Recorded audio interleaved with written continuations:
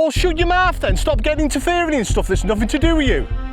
We've got our first barbel. It's been very quiet this evening. Right, I'll rest him for 5 minutes. Some fish can be territorial, that's why they get recaptured in certain areas. Oh, a little bit of a touch there. You need to keep your nose out. And look at that, we have got nice overcast skies, it's cooled down, and he's absolutely covered this mat in these homemade boilies I've been making. And we've just had another fish. You've got 2 women here saying you can't fish, having a go at me. Silly old duffers. The rivers are open. They literally opened last night. And we had loads of rain yesterday, so I thought, I can't wait any longer. We'll get down the river and we'll try and get a session in. And I want to try and get a barbel. I'm doing a 24-hour session, so I'm going to quickly crack on, get the bivvy out, get some baits out, try and get a morning bite. Right, so we're all ready for our first cast. I'll quickly show you the setup I'm using in case anyone's interested. I'm using 15-pound mono. I've got a 5-ounce gripper lead on a little sleeve. I've got a little quick link, and I've got a 5-foot hook link. The last 12 inches is coated braid that I've stripped back to make it nice and soft. And I'm putting bags out like that. The right arm rod's going to be boilie, left arm rod is going to be straight pellet. It would be nice to get a few in the daytime. But generally speaking, I'm thinking it's going to be evening bites for the barbel.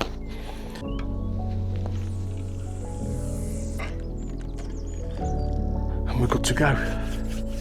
We're back on the Trent. Right, so that is the homemade boilies that I'm using. I must have rolled about 15 kilo of these the other day, and I bought a kilo with me, fishing in the PVA bags. I've got some pellets with me as well, meat filter pellets, got 4, 6 and 8 mils there. So what I'm going to do, use the trusty old little throwing stick, the snide stick I call it, from Small Waters. I had a broken quarter stick years ago and I just chopped the end off the top section, put the bottom bit on there, and this is brilliant for small baiting. So all I tend to do is just get a couple and go around this section here, and they're going to drift down to there. So that's going to be absolutely perfect for just resting down there. Like I say, there's not much pace to the river at the moment. So right, so we've got a 3rd rod set up.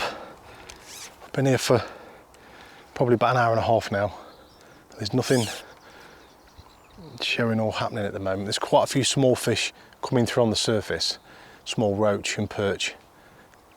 So I'm going to get this. I was going to wait till afternoon to put this out, but I think I might put it out now just to see if we can get any morning bites. I will be doing a recast on them other 2 rods in a minute. So like I said, I'm not going out too far. Just want to keep it in this area where I put that bait. It's a great spot for catching any carp. It really is. I've had more carp from this area here than anywhere else on the section. Not too far out. That's perfect. And there's certain sections of the Trent, you'll find that if you're targeting carp, they love certain sections, like a 400-500 stretch of the river. Not too sure why. Some fish can be territorial, that's why they get recaptured in certain areas.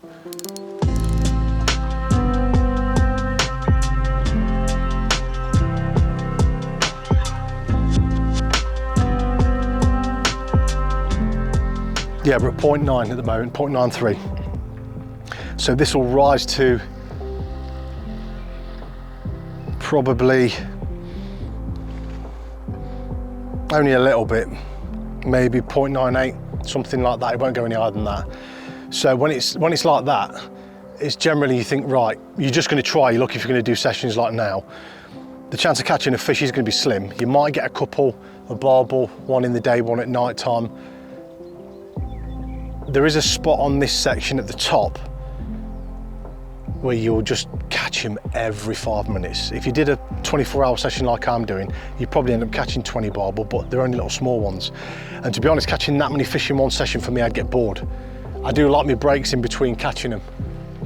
And I am after the big ones, and I always find that the bigger ones are always further down this section. The further up the top you go, you might get the odd big one, but generally speaking, it's down this bottom end is where I like to be. The pegs are more spacious. And I think that's where a lot of the barbel, the big ones, tend to just hang around along here. Well, I've been visiting a few canals over the past couple of days, well, past 3 days, and unfortunately we have lost quite a lot of fish over, I don't know, 4 or 5 miles worth of stretches, which is such a shame. And it's mainly been the big pike. There's been loads of bream bellying up on different sections, and yeah, it's not been nice. And the rivers haven't been too bad. A lot of the fish that I've seen bellying up on different sections has mainly been the bream. So all in all, the barbel haven't been too bad. You will lose a few fish each year anyway with the warm conditions. Oh, a little bit of a touch there. And that's on the boilies. Is it a bream? Yeah, it's a fairly nice slab. I can't wait to get some bream fishing done on here. Right, I'll rest him for 5 minutes and let him get his breath back, and then I'll show him to the camera. That is a bit of a chunky slab. Like I said, not the intended species, but it keeps it ticking over while we're trying to get amongst some of the other fish, the carp and the barbel, and hopefully the chub.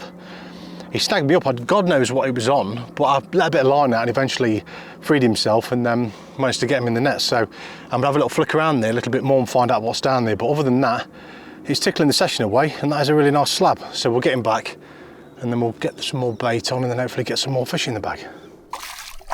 Right, as you can tell, he's ready. All right, mate. Back you go, that's the one. Well, we've come up to 1 o'clock and look at that. We have got nice overcast skies. It's cooled down.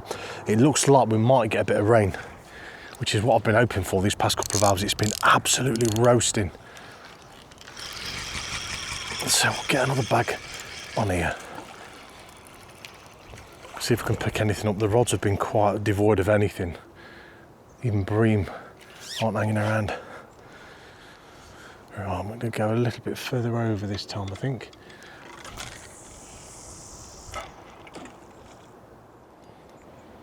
I was going to fish that far margin where there's a bit more pace to the river, but the only problem is with me being on the edge of a bend, when it picks up a bit of pace, that's where all the snags are coming through. I've seen that many trees come through over the past hour and a half, so I've got to be very careful. And as I'm talking, the rain's starting to kick in, which is nice. All right, let's go for it.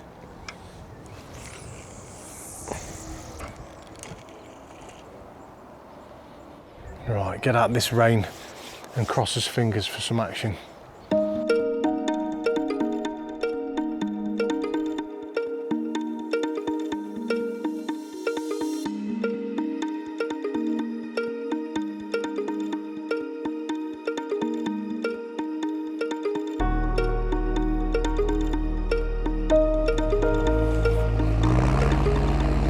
Go on, my son, give it some weller. That's what I like to see.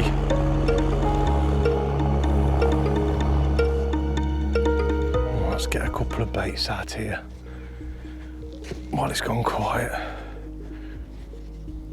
There has been a bit of commotion on this left-hand side of the river.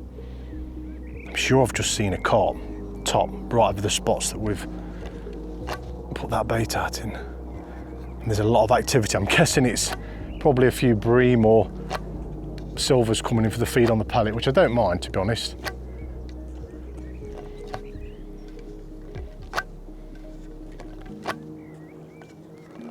But you've got every chance of catching a carp. The barbel fishing will be tricky on it, I know it will, but the carp fishing won't be too bad.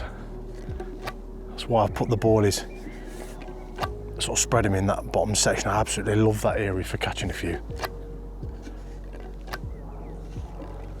Right, that's not too bad. Give it an hour and a half, 2 hours, put a couple more out there for tonight. And that should hold them in the area if there is any fish. If there is any fish coming through, it might be void. You might not get any come through. Then I will put a couple more down this sort of left-hand side as well.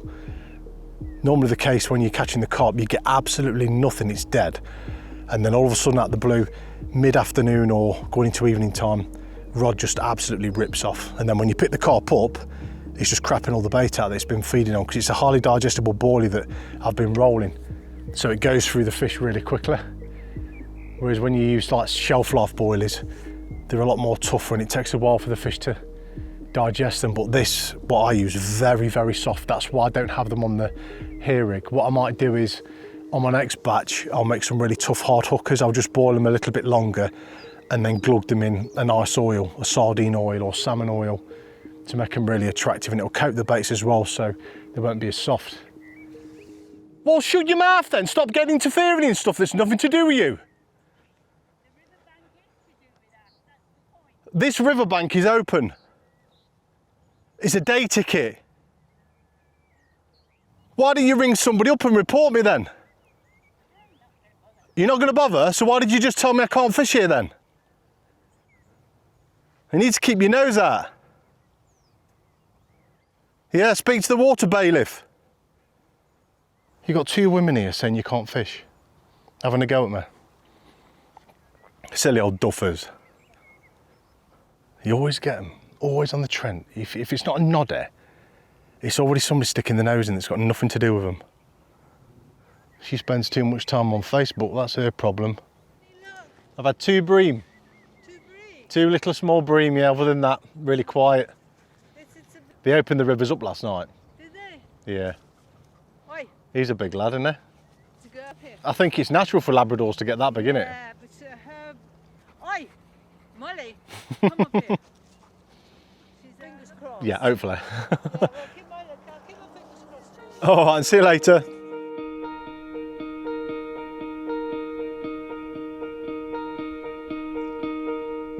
Well, we're coming up to about 7 o'clock. I mean, look at the river. It looks absolutely stunning.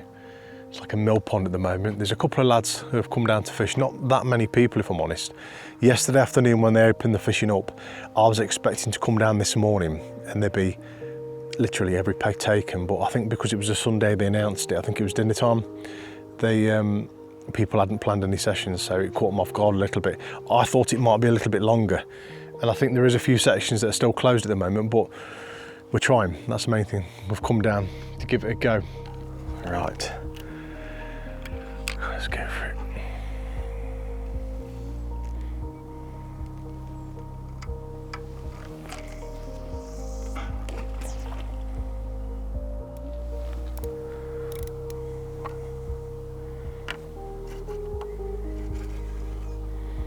And that is pretty much it. We're all good to go. So I'm thinking a couple of barbel if we're lucky. I haven't heard any noise whatsoever on this section today, so I don't think many people's catching much. But fingers crossed we get something later.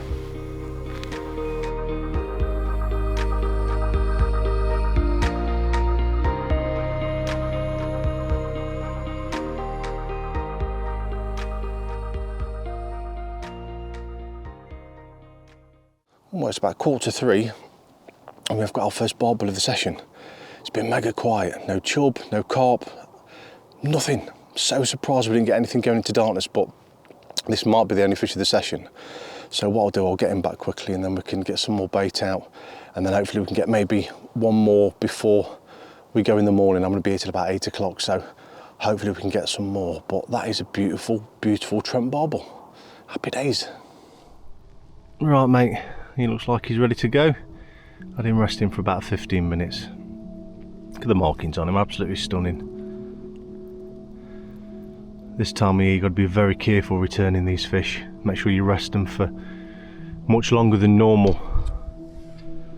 Well, good morning, and it is 4:15, and look at the river. It's like a mill pond.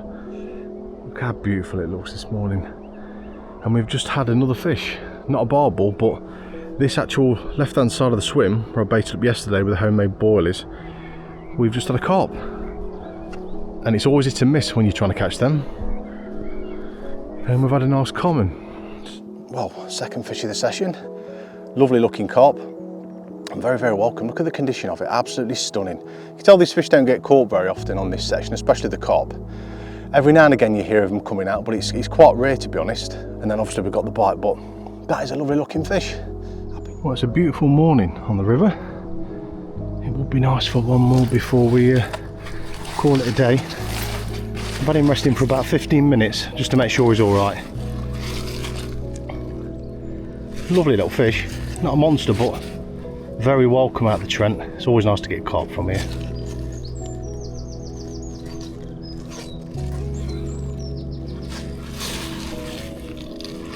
Yeah, lovely markings on him. I think the biggest in this particular section is upper 20. Back you go, mate. He'll probably be sulking in these reed lines now for the next half an hour. Yeah, I think it's upper 20, maybe scrape a 30 on here. I'm not 100% sure, but yeah, I'm happy with that.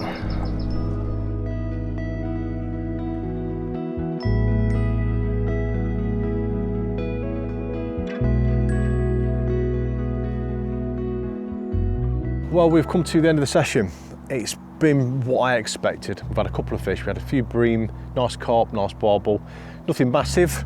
This time of year, you don't generally get the big ones on this section, and I do sacrifice catching a few more fish, not being at the top end. If I'd have been up there, I'd have probably caught 7 or 8 fish, but I like to be down here targeting the big ones. And at the moment, there's not that many big ones coming out. Like I said, the river levels are low, temperatures are warm. We've had a bit of rain, but nothing to shout about.